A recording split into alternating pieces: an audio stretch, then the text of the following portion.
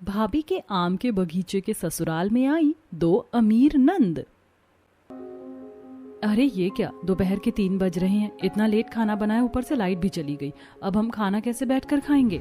अरे बहू, इस भयंकर गर्मी में खाना नहीं खा पाएंगे। ऐसा कर, तू खाना रख दे और नींबू पानी बना दे। हाँ बहू, गर्मी में जी नहीं करता खाने का। ऐसे कैसे आप खाना नहीं खाएंगे? आपको दवाई भी तो लेनी है। आज हम आम के बगीचे में पेड़ की ठंडी छांव में बैठकर खाना खाएंगे। चलिए हम सब बाहर चलते हैं। तब ऐश्वर्या घर से बाहर आकर घास पर चटाई बिछा देती है और सारा खाना लाकर रख देती है, जिससे सास ससुर बैठकर खाना खाते हैं और बहू पेड़ से आम तोड़कर कुछ देर पड़ोसी के कूलर के पानी में रख देती है। फिर आम को छीलकर गूदा निकाल कर दूध के साथ उसका शेक बना देती है। ये लीजिए मम्मी जी, पापा जी, जब हमारे पास आम का बगीचा है तो नींबू पानी की क्या जरूरत? यहाँ पर तो अच्छा लग रहा है ना। चलिए साथ में खाना खाते हैं। वाह बहू, तूने तो बहुत बेहतरीन इंतजाम किया है और यहाँ तो गर्मी भी नहीं लग रही, हवा चल रही है। वाह बहू, तूने कितना मीठा ठंडा ठंडा आम का जूस बना दिया है। ये ठंडा कैसे हुआ? हमारे घर तो फ्रिज नहीं है। अरे माँ जी कहते हैं कूलर के पानी में कुछ देर आम रख दो तो आम ठंडे हो जाते। बस मैंने वही किया। हाँ जी, आप देख रहे हैं ना, हमारी बहू इतने बड़े अमीर घर से आई है, फिर भी देखो हमारे घर के सारे काम समझ जाती है। ये तो है। सब बैठकर खाना खाकर मैंगो शेक पीते हैं कि ऐश्वर्या की दोनों अमीर नंद चश्मा लगाकर गाड़ी से उतरकर आम के बगीचे में आती हैं। क्या बात है, आप सब लोग बाहर बैठे हैं इस आम के बगीचे में? अरे दीदी, आप दोनों नमस्ते। हमारे यहाँ लाइट नहीं आ रही है, अंदर गर्मी में खाना कैसे खाते, इसलिए आम के बगीचे में बैठ गए। देखिए ना, हवा चल रही है, आइए बैठ जाइए। अरे नो, हम यहाँ कैसे बैठ सकते हैं, हमारे इतने महंगे कपड़े खराब हो जाएंगे। तो मेरी सास ने बहुत प्यार से मुझे ये साड़ी दिलाई है। हाँ, मैं भी नहीं बैठ सकती, यहाँ कुर्सी वगैरह नहीं है क्या? आप लोग मेहमानों को कैसे बिठाते हो? दीदी ये तो आपका ही घर है, पहले भी तो आप ऐसे ही बैठा करती थी आम के बगीचे में और घर पर, तो आज आप मेहमान जैसा बर्ताव क्यों कर रही हैं? आइए। अरे बहू बुला रही है, आप भी जाओ, कितनी बदल गई हो अपने अमीर ससुराल जाकर। हाँ माँ, जगह के साथ इंसान का रहन सहन बदल जाता है, तो अब वैसे ही तो रहना पड़ेगा ना। फिर माता पिता के कहने पर वो चटाई पर बैठती है। अनामिका दीदी, पारुल दीदी, मैंने अभी अभी मैंगो शेक बनाया है, पी लीजिए। नो, अब हम ये आम वगैरह नहीं खाते ना, इसका जूस पिएंगे, हमें पिंपल वगैरह आ जाते। यू नो ना भाभी, अब हम दोनों स्किन केयर करने लग गई हैं। उसे छोड़, हमने ये पिया तो हमारा स्किन केयर खराब हो जाएगा। हाँ भाभी, आप ऐसा करो, हमारे लिए कोल्ड ड्रिंक ले आओ। देख रही हो जमुना, ये दोनों वहाँ जाकर कितना बदल गई हैं। यहाँ पर तो नींबू पानी से काम चलाती थी और आम के बगीचे में ही रहती थी। छोड़िए जी, हमारी बेटी नहीं, अब उनका पैसों का घमंड बोल रहा है। भाभी फौरन दुकान से कोल्ड ड्रिंक लाकर आम के बगीचे में अपनी दोनों नंद को कोल्ड ड्रिंक पिलाती है। फिर ऐश्वर्या बगीचे की सफाई करती है, सूखे पत्ते हटाती है। कुछ देर बाद लाइट आ जाती है। अंदर एक छोटा पंखा था जिससे दोनों नंद बैठी रहती हैं। वहीं ऐश्वर्या जब बर्तन साफ कर रही होती है तो उसे देख दोनों कहती हैं, भाभी आपने यहाँ रहकर अपना क्या हाल बना लिया। मैं भूल नहीं सकती कि आप भैया से लव मैरिज करके इतने बड़े घर को छोड़कर यहाँ झोपड़ी जैसे गरीब ससुराल में रहने आई हैं। वहाँ आपके बड़े से बंगले में नौकर चाकर बर्तन साफ करते होंगे, और यहाँ देखो आप ये कर रही हो।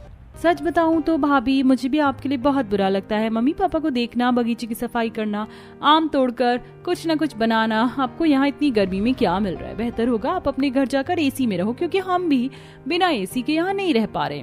अरे दीदी, मुझे यहाँ पर रहने में कोई परेशानी नहीं है, ये घर मेरा ही तो है। अपने घर में कैसी परेशानी?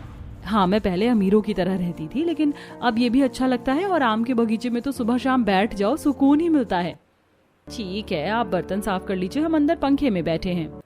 तब नंद आपस में बात करती हैं। भाभी को कितना भी भड़का लो दीदी, भाभी तो कुछ सुन ही नहीं रही हैं। वही तो, एक की चार लगाने का कोई फायदा नहीं हुआ, पर कोई नहीं, हम दोबारा करेंगी। शाम को भाभी खाना बना रही होती हैं, तभी भाभी क्या जिंदगी हो गई आपकी, यहाँ आकर मिट्टी के चूल्हे पर खाना बना रही हो। हम खुद अपने ससुराल में राज कर रहे हैं, नौकर खाना बनाते हैं। देखो आपको कितना पसीना आ रहा है, आप अपने घर चले जाओ ना। क्या मिल रहा है आपको इस झोपड़ी में? अरे दीदी, मैं बिल्कुल ठीक हूँ। अब गर्मी का मौसम है, पसीना आना तो लाजमी है, और अगर मैं यहाँ से चली गई तो माँ जी पापा जी का ख्याल कौन रखेगा? आपने बिल्कुल ठीक बोला भाभी। खैर ये छोड़िए, आप ये देखो, जब मैं ससुराल में शादी करके गई तो मुझे गिफ्ट में iPhone 16 Pro Max मिला, और भाभी मेरा फोन देखो, मुझे तो iPhone 17 Pro Max मिला। अच्छी बात है। अरे भाभी ये तो कुछ भी नहीं, हमारे अमीर ससुराल में सास ससुर बहुत ख्याल रखते हैं। हाँ मेरे सास ससुर भी बहुत खुश हैं, उन्होंने तो खुद हमें कहा कि अपने घर रहने चली जाओ। ये क्या है, ऐसा खाना बनाकर खिलाओगी पारुल बहू तुम हमें? अरे ऐसा खराब खाना खाकर हमारा पेट खराब हो जाएगा, लेकिन तुम्हें अकल बिल्कुल नहीं आएगी। मैं तो पहले ही बोल रहा था, इतनी गरीब घर से लड़की आ रही है, जरूरी नहीं है वो सर्वगुण संपन्न हो। ये तो हमारे पैसों के पीछे शादी करके आ गई। अब वो प्यार में पागल है, ऑफिस में रहता है और उसकी बीवी देखो हमारा कैसा ख्याल रखती है। पापा जी आप एक और मौका दीजिए, मैं अच्छे से खाना बनाऊंगी इस बार। कोई जरूरत नहीं है बहू, जाओ तुम कुछ दिन अपने आम के बगीचे वाले मायके में रह लो। बहुत सुख विद्या का तुमने लाभ उठा लिया, अब हम यहाँ नौकरों के हाथ की रोटी चैन से खाएंगे। पारुल डांट सुनकर कमरे में चली जाती है और अपनी छोटी बहन को फोन करती है। अनामिका तू कैसी है? मैं तो ठीक नहीं हूँ, अपने घर चले क्या? हाँ दीदी घर चलो, मेरे सास ससुर मुझसे खुश नहीं है। क्यों, अब क्या हुआ? हे भगवान, इसने मेरे बेटे का क्रेडिट कार्ड मात्र 2 दिन में खाली कर दिया। अरे इतनी कौन शॉपिंग करता है? अरे ये देखो मेरा बेटा इलेक्ट्रिसिटी बिल भी नहीं भर पाया, सारे पैसे अनामिका बहू ने पता नहीं कहाँ खर्च कर दिए। इन गरीबों को बस अमीरों का सिर्फ पैसा खाना आता है। यही ये कर रही है ना, अपना घर संभाल सकती है ना कुछ और। देखो कैसे फोन पर लग रही है। अनामिका ये कैसी आवाज आ रही है? अरे क्या बताऊं, मैंने 2-3 दिन में क्रेडिट कार्ड ज्यादा स्वाइप कर लिया, उसी की डांट पड़ रही है। माँ जी ने बोला है कि मैं अपने घर चली जाऊं। चलो तो दोनों घर चलते हैं, अब एसी की जगह गर्मी में मरना पड़ेगा। अरे दीदी मेरी रोटी बन गई और आप है कि इतनी देर से कुछ सोच रही है। चलिए खाना खा लेते हैं, शाम हो रही है। जा बहू, आम के बगीचे से आम तोड़ कर ले आ, कच्चे वाले आम की चटनी बना देना। जी पापा जी। तब ऐश्वर्या बगीचे से आम तोड़कर सिलबट्टे पर उसकी चटनी बना देती है। फिर शाम होते ही नितेश भी घर आ जाता है। सब साथ बैठकर खाना खाते हैं कि नंद, अरे भाभी ये क्या है, आपने सूखी रोटी और आलू की भुजिया क्यों बनाई है? कुछ शाही मटर पनीर बना लेती। पता नहीं क्या आपको कि हम घर आए हैं, क्या कर सकते हैं, ये गरीबी खत्म ही नहीं होती। वही तो भाभी, आप अपनी अमीर नंदों का ख्याल ऐसे रखोगी। दीदी ये सब मैं कल बना दूंगी, आज माँ जी पापा जी की तबीयत ठीक नहीं थी इसलिए हल्का नॉर्मल खाना बनाया है। आप चटनी खाकर देखिए, बहुत अच्छी बनाई है। नहीं हम नहीं खाएंगे। अगर इनको नहीं खानी बहू तो कोई बात नहीं, हम तो जरूर खाएंगे। खाना खाने के बाद सब सोने लगते हैं तो घर में मच्छर लगने के कारण अमीर नंदों की नींद नहीं आती। इसलिए भाभी आम के बगीचे में ही रात को मच्छरदानी लगाकर सबके बाहर सोने का इंतजाम करती है और सब अब बहुत आराम से आम के बगीचे में सोते हैं और सुबह सूरज की रोशनी से उठ जाते हैं। इतने में सुबह सुबह ऐश्वर्या की चाची फोन करके उसका हालचाल लेती है तो ऐश्वर्या भी अपनी चाची संगीता से अनामिका के हालचाल पूछ लेती है, जिससे उसे बहुत कुछ पता चलता है। फिर वो शाम को बाजार जाती है, पड़ोसन मनोरमा से टकरा जाती है। अरे मनोरमा जी आप कैसी हैं? मैं तो ठीक हूँ ऐश्वर्या, लेकिन तुम्हारी जो छोटी वाली नंद है ना, उसने अपने ससुराल में सबका जीना हराम कर रखा है। उसे कुछ आता जाता नहीं है, अपने सास ससुर से रोज सुनती है, ढंग से रोटी पानी नहीं करती, वो उसे गरीब बोलते रहते हैं और ये अपने पति के सारे पैसे खत्म करके मायके आ गई। तुमको पता थी ये बात? मैं तो उसकी पड़ोसन हूँ इसलिए मुझे सब सुनाई देता है। अच्छा ठीक है जी, मैं चलती हूँ। ऐश्वर्या मार्केट से सामान लेकर घर पहुँचती है। फिर बहू आम के बगीचे की सफाई करती है। तब दोनों नंद, अरे भाभी फिर से वही सब गरीब झोपड़ी का काम करना, आम के बगीचे की सफाई करना। आप अपने मायके जाकर अमीरों की तरह क्यों नहीं रह लेती? वही तो भाभी, आपको इस बेकार सी गर्मी में क्या मिल रहा है? जब देखो मम्मी पापा के कहने पर आप कुछ ना कुछ बनाती रहती हो। इससे अच्छा अपने 5 स्टार होटल जैसे एसी घर में रहो, मम्मी पापा अपने आप देख लेंगे। ये बात सब सुनकर ऐश्वर्या को इतना गुस्सा आता है कि वो जमीन पर जोर से झाड़ू फेंकती है। बस बहुत सुन लिया मैंने अपने बारे में, लेकिन मैं माँ जी पापा जी के बारे में कुछ नहीं सुनूंगी। आप दोनों से अपना घर तो संभाला नहीं जा रहा और मेरा घर तोड़वाने के पीछे हैं। क्या हो गया अगर माँ जी पापा जी अपने मन का मुझसे कुछ भी आम के बगीचे में से बनवा लेते हैं? इतना बड़ा आम का बगीचा किस लिए है? और अगर मैं घर नहीं संभालूंगी तो कौन संभालेगा? आप ये मत भूलो कि आप दोनों की सारी खबर मुझे मिल चुकी है। पारुल दीदी आपने तो अपने ससुराल वालों को ढंग से खिलाया नहीं, और अनामिका दीदी आपने तो अपने पति के सारे पैसे ही खा लिए। जाइए आप अपना घर संभालिए, फिर यहाँ आना, ये मेरा घर है। शर्मिंदगी में दोनों अपने अपने ससुराल चली जाती हैं और सास ससुर खुशी से बहू का आशीर्वाद देते हैं। वहीं उनके बगीचे के आम पक जाने पर नितेश आम बेचना शुरू कर देता है। पार्वती जी, ओ पार्वती जी, अरे ओ भाग्यवान कहाँ रह गई? हुआ नहीं क्या तुम्हारा ताम झाम खत्म? लड़की वालों को 10 बजे का टाइम दिया हुआ है। हाँ जी, बस आ गई, लिपस्टिक तो मारने दो। मम्मी ये मैट वाली लिपस्टिक लगा कर देखो, फिर देखना होने वाली भाभी के पापा तो आप पर लट्टू हो जाएंगे। हट पकली कहीं की, चलो फटाक से। तुम लोग आइयों का यही धंधा पानी मुझे सबसे खराब लगता है, बहुत लेट सपेट लगती है। हे भगवान, अरे बहू देखने जा रही हूँ, सही ढंग से तैयार भी नहीं हूँ क्या? चलिए बैठिए। ऋषभ, प्रेम, ये शगुन की टोकरी ले चलकर गाड़ी में रखो। जी माँ। थोड़ी देर में गंगा प्रसाद का पूरा परिवार लड़की वालों के घर के लिए निकल पड़ते हैं। पंडित जी, लड़के वालों ने तो 10 बजे का देखा देखी करने का टाइम दिया था, लेकिन अभी तक आए नहीं। बहन, मेरी अभी अभी बातचीत हुई है उनसे, वे लोग रास्ते में हैं। जी अच्छा, तब तक मैं नाश्ते पानी की व्यवस्था देख लेती हूँ। तभी पूरा परिवार हरी भरी पन्नी चढ़ी शगुन की टोकरी लेकर अंदर घुसते हैं। लीजिए काशी बहन, नाम लिया और लड़के वाले हाजिर हो गए। नमस्कार जी, होने वाली समधी जी, ये हमारी तरफ से शगुन। अरे भाई साहब, इतनी टोकरी फल लाने की क्या जरूरत थी? 1 किलो मिठाई का डिब्बा बहुत है। आंटी जी, आप गलत समझ रहे हैं, टोकरियों के अंदर फल नहीं बल्कि हरी मिर्ची है। पर शगुन में हरी मिर्च कौन लाता है समधी आने में? हो सकता है गर्मी के चलते फल वाले और मिठाई वालों ने दुकान बढ़ा लिया होगा, इसलिए जो मिला वही ले आए। क्यों गंगा प्रसाद जी? जी जी, हाँ जी पंडित जी, बिल्कुल यही हुआ। कुछ देर में मधु सबको नाश्ता पानी करवाती है और दोनों परिवारों की सम्मति से शादी पक्की हो जाती है। धूमधाम से मधु शादी करके ससुराल जाती है। OMG, मम्मी देखो, भाभी और ऋषभ भाई की जोड़ी क्या हॉट लग रही है। हाँ हाँ बस कर, पूजा नजर मत लगाओ मेरी नई नवेली बहू को। दोनों नंद देवर फूल बरसाकर स्वागत करते हैं और थकान के चलते सब अपने कमरे में चले जाते हैं। अगले दिन मधु नहाकर किचन में आती है। उफ, इस रसोड़े में कितनी घमासान गर्मी है। कहीं सासू माँ पहली रसोई में 36 तरह के पकवान बनाने का ऑर्डर मत थमा दे, वरना मेरा तो किचन के अंदर का चुंबर निकल जाएगा। हाँ, ये चावल का कट्टा कितना भारी है। अरे ऋषभ, संभाल के बेटा, कहीं कोना लगकर चावल का कट्टा ना फट जाए। पसीने में नहाए देवर पति दाल चावल का कट्टा बावर्ची खाने के अंदर लाकर पटकते हैं। माँ जी, मेरे ससुराल में साल भर का राशन इकट्ठे आता है क्या? अरे नाना बहू, इतने अनाज से तो केवल हमारे घर में महीने भर का कोटा पूरा होता है। दरअसल हम सब दाल चावल भुजिया खाने के बड़े शौकीन हैं। जो स्वाद सादे दाल चावल खाने में है, वो तेल घी वाले पकवान में नहीं आता। ओ बेटे, मौज कर दी लगता है। फिर तो मेरी सासू माँ पहले रसोई में मुझे दाल चावल पकाने को कहेंगी।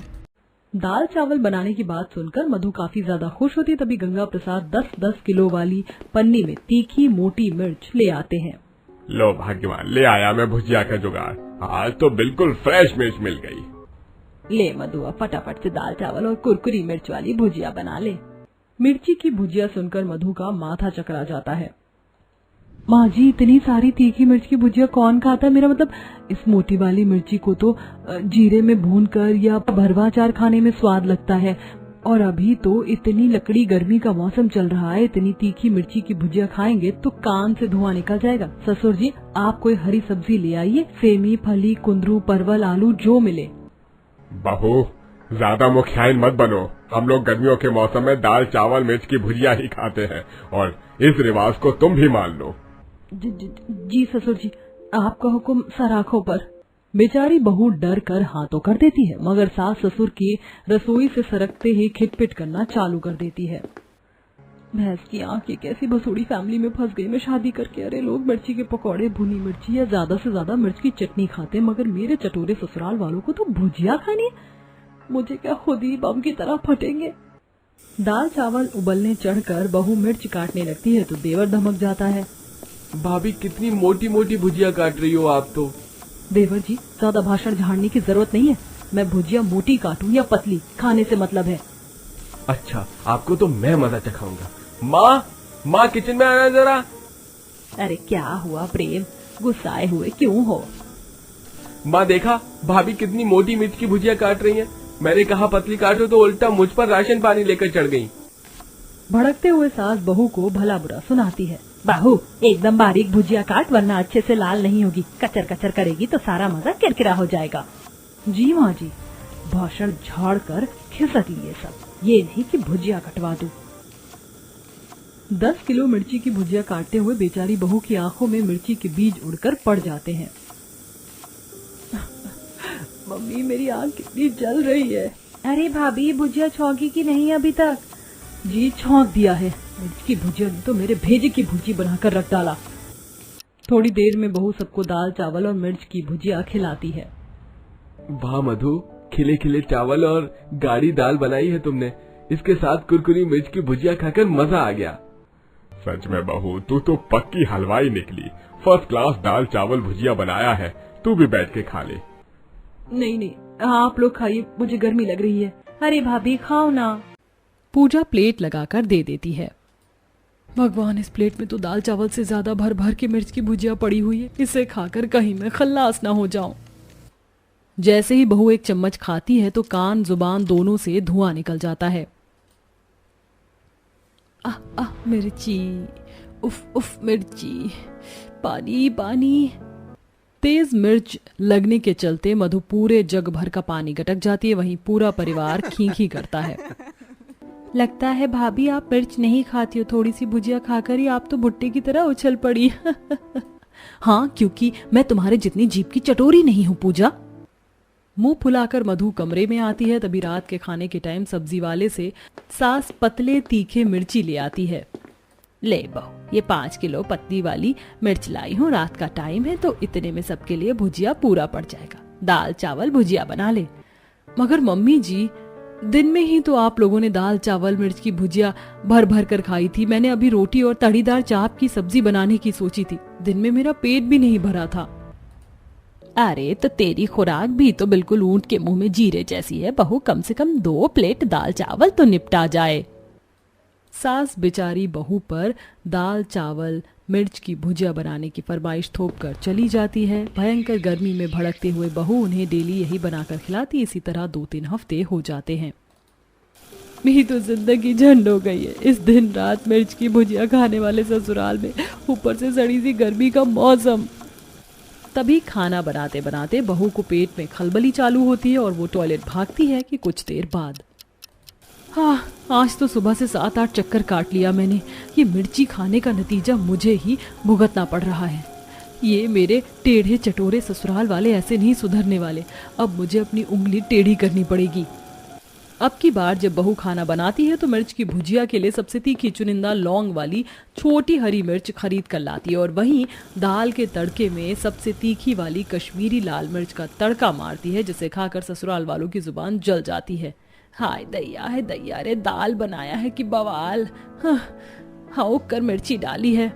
माँ, सबसे तीखी तो भुजिया लग रही है। मेरी तो जुबान इतनी तेज की चल रही है। अरे मर गया। अरे देखो जरा, चावल में भी जीरे की बजाय मिर्ची का बीज का छोंका लगा रखा हुआ है। बहू तेरा भेजा खिसक गया है क्या?